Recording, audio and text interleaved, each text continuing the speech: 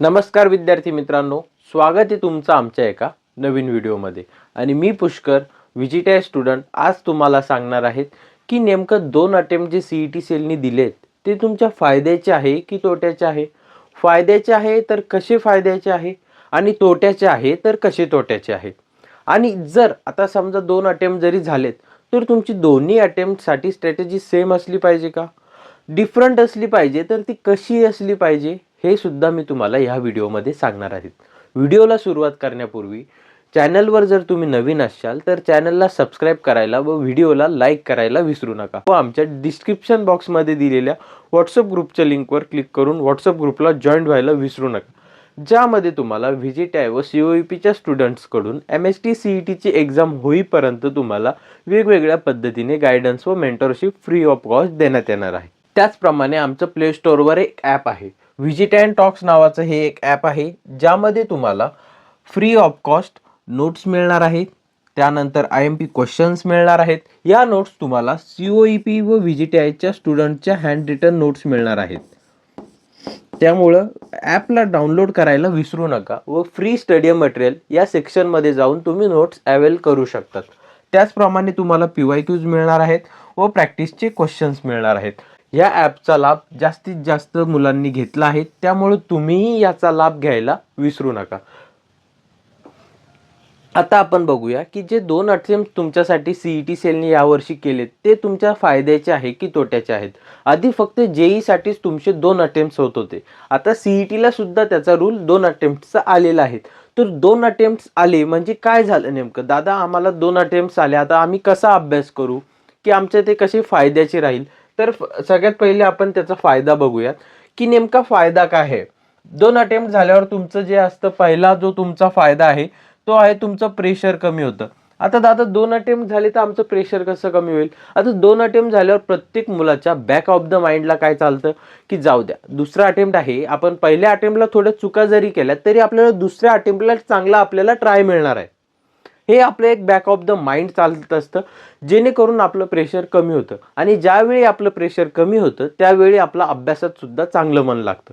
ज्यावेळी आपण प्रेशराइज्ड होऊन जर अभ्यास करत असो तर आपण तो 100% अभ्यासाला देत नाहीत. ज्यावेळी मी सुद्धा माझं सीईटीचं प्रिपरेशन करत होतो त्यावेळेस मला सुद्धा बॅक ऑफ द माइंड चालायचं, यार माझं कसं होईल, चुकलं तर कसं होईल, कमी पर्सेंटाईल आल्यावर कसं होईल, माझं टार्गेट तर COEP आहे, व्हीजीटीआय आहे, तर मला मिळेल का.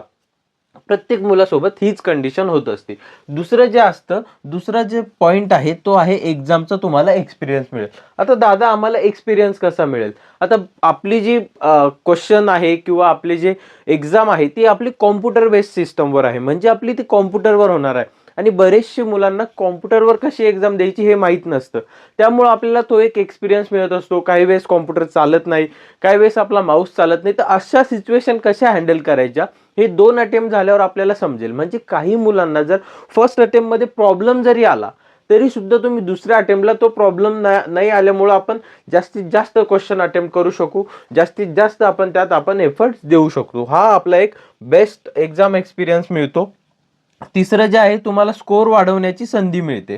काही मुलांचा फर्स्ट अटेम्प्टमध्ये सिलेबस पूर्ण कव्हर झालेला नसतो, जेणेकरून आपल्याला सेकंड अटेम्प्टला पूर्ण सिलेबस कंप्लीट करता येईल व आपल्याला जास्तीत जास्त मार्क्स पाडता येईल. हा एक आपला मेन ॲडव्हान्टेज आहे, जेणेकरून आपण आपले पर्सेंटाईल बूस्ट करू शकतो. आणि जो चौथा जो ॲडव्हान्टेज आहे की तुमच्या यातला बेस्ट स्कोअर कन्सिडर होतो. आता फॉर एक्झाम्पल एखाद्या मुलाला जर समजा 49 पर्सेंटाईल फर्स्ट अटेम्प्टला पडले, किती 49, आणि दुसऱ्या अटेम्प्टला पडले 67, किती 67. तर आता मुलाला प्रश्न पडेल की दादा माझा सीईटी सेल माझं नेमकं कोणते स्कोअर कन्सिडर करणार. आता तर त्यातला दोघांमधला जो बेस्ट असेल तो असेल 67 आणि तो तुमचा स्कोअर सीईटी सेल कन्सिडर करणार. आता फॉर एक्झाम्पल एखाद्या मुलाने एकच अटेम्प्ट दिला आणि त्याला त्यात 49 पडले, तर मग तुझा मात्र मित्रा हा एकच स्कोअर कन्सिडर होणार. त्यामुळे तुझा दोन्ही स्कोअर मधला बेस्ट स्कोअर कन्सिडर होणार नाही, कारण तू एकच अटेम्प्ट दिलाय. त्यामुळे हे आपले ॲडव्हान्टेज आहे. आपलं प्रेशर कमी होणार आहे, एक्झामचा एक्सपिरियन्स तुम्हाला मिळणार आहे की कशी असते. त्यानंतर तुम्हाला स्कोअर इम्प्रूव्ह करण्यासाठी एक एक्स्ट्रा अटेम्प्ट मिळणार आहे. आणि दुसरं तुमचा या दोघांपैकी जो बेस्ट असेल तो स्कोअर तुमचा कन्सिडर होणार आहे. आता आपण बघूया 2 अटेम्प्ट झाल्याचे आपल्याला तोटे काय. आता तोटे काय असतात की पहिला आहे तुमचा ओव्हर कॉन्फिडन्स. ओव्हर कॉन्फिडन्स म्हणजे कसा, की मी जसं अगोदर सांगितलं की यार आपल्या बॅक ऑफ द माइंड मध्ये चालतं की आपल्याला दुसरा अटेम्प्ट तर आहे ना अजून, आपण त्यात नीट करू. तर हा झाला तुमचा ओव्हर कॉन्फिडन्स. तुम्ही फर्स्ट अटेम्प्टला इग्नोर करून चालतात. मग यावेळी मग सेकंड अटेम्प्टला जर नीट नाही झालं तर मग तो तुमचा ओव्हर कॉन्फिडन्समुळे तुमचं हे जातं. त्यामुळे फर्स्ट अटेम्प्ट सेकंड अटेम्प्टला सारखाच ट्राय द्यायचा आहे. जास्तीत जास्त सिलेबस तुम्ही फर्स्ट अटेम्प्टलाच कव्हर करून ठेवायचं आहे. दुसरं जे असतं तुमचा प्रिपरेशनचा स्ट्रेच वाढतो. म्हणजे काय, आता मी पण ज्यावेळेस अभ्यास करायचो मला पण वाटायचं यार आमच्या वेळी तर कोविड होता, त्यावेळी तर फार एक्झाम पुढे पुढे जात होते. त्यावेळी मग मला वाटायचं यार बस आता खूप झाला अभ्यास, याच्या पुढे मी अभ्यास नाही करू शकत. हे जे असतं हे तुम्हाला 2 अटेम्प्ट असल्यामुळं ही एक फिलिंग, ज्या मुलांचा अभ्यास पूर्ण झालेला आहे त्या मुलांना मात्र ही फिलिंग येणार आहे. त्यामुळे अशा सिच्युएशनमध्ये तुम्ही रिव्हिजनवर जास्त फोकस करायचा आहे, ना की अभ्यास सोडून द्यायचा आहे. फार महत्त्वाचा हा तोटा आहे. दुसरा आहे रॉंग स्ट्रॅटेजीचा ट्रॅप. काय होतं, 2 अटेम्प्ट दिल्यामुळे आपण काय करतो, फर्स्ट अटेम्प्टला एक वेगळी स्ट्रॅटेजी वापरतो आणि सेकंड अटेम्प्टला वेगळी.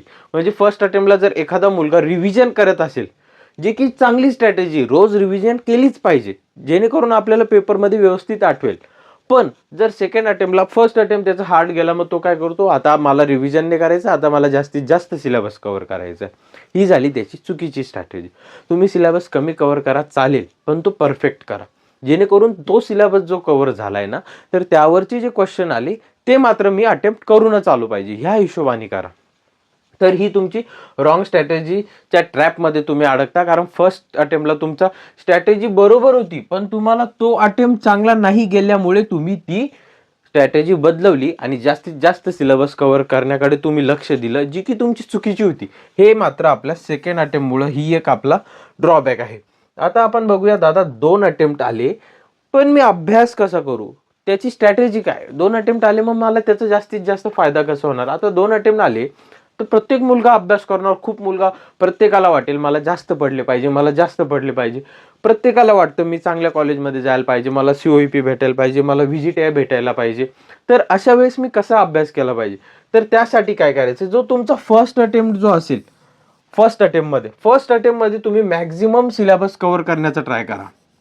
मॅक्झिमम सिलेबस फर्स्ट अटेम्प्टमध्ये, जेणेकरून काय होईल, सेकंड अटेम्प्टला तुम्ही जास्तीत जास्त, फर्स्ट अटेम्प्ट आणि सेकंड अटेम्प्टच्या मध्ये जवळपास आपला 1 मंथचा गॅप असणार, बरोबर.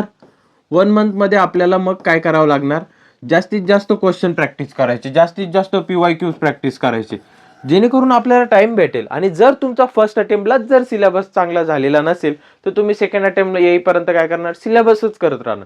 त्यामुळे फर्स्ट अटेम्प्टला जास्तीत जास्त एफर्ट द्या आणि जास्तीत जास्त सिलेबस कव्हर करण्याचा प्रयत्न करा. म्हणजे जास्तीत जास्त लेसन्स तुम्ही पूर्ण त्याच्यातल्या कॉन्सेप्ट तुम्ही तुमच्या क्लिअर असल्या पाहिजे. आणि सेकंड अटेम्प्टला तुम्ही, म्हणजे फर्स्ट अटेम्प्ट झाल्यानंतर फक्त PYQs प्रॅक्टिस करायची, फक्त क्वेश्चन पेपर सोडवायचे, मॉक टेस्ट द्यायच्या, त्यानंतर PYQs सोडवायचे आणि PYQs झाल्यानंतर या टेस्टचं ॲनालिसिस करायचं, नेमकं आपलं चुकलंय तरी कुठं, जिथं चुकत असेल ते तुम्ही इम्प्रूव्ह करण्याचा ट्राय करायचा, जेणेकरून तुम्ही अजून परफेक्ट बनत जाशाल. आणि मग तुम्हाला सेकंड अटेम्प्टमध्ये परफेक्शन तुम्हाला पाहिजे.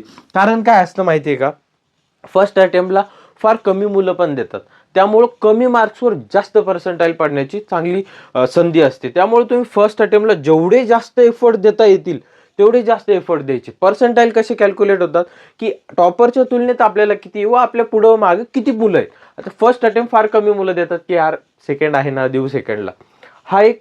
त्यामुळे फर्स्ट अटेम्प्टला जर समजा 165 मार्क्सवर, आता जर समजा आपले 165 मार्क्स पडले फर्स्ट अटेम्प्टला, तर समजा आपल्याला 99 पर्सेंटाईल, फॉर एक्झाम्पल आपण 110 मार्क्सच पकडू, 110 मार्क आपल्याला पडले, तर 110 मार्कला आपल्याला फर्स्ट अटेम्प्टला 110 मार्कला आपल्याला जर 96 पर्सेंटाईल बनत असतील, 96, तर आपल्याला सेम सेकंड अटेम्प्टला, म्हणजे सेकंड अटेम्प्टला 110 मार्कवर आपले 95 पर्सेंटाईल बनण्याचे चान्सेस असतात.